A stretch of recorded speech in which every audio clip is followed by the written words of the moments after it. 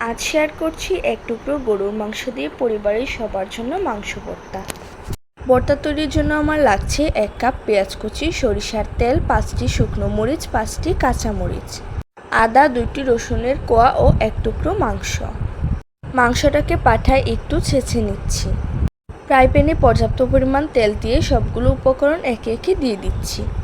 মৃদু আঁচে সবগুলোকে বেছে নিব। এই তো এরকম একটা কালার চলে আসলে তেল ঝরিয়ে উঠিয়ে নিব।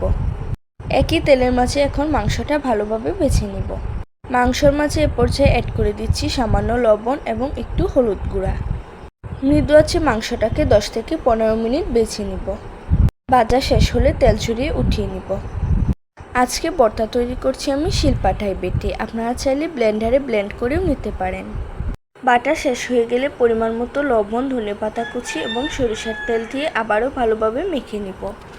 এই তো তৈরি হয়ে গেল দারুণ স্বাদের, মুখে স্বাদ লেগে থাকার মতো মাংস ভর্তা। এরকম সহজ রেসিপি পেতে আমাদের চ্যানেল সাবস্ক্রাইব করবেন, পেজ ফলো করবেন। সবাই ভালো থাকবেন, সুস্থ থাকবেন। আল্লাহ হাফেজ।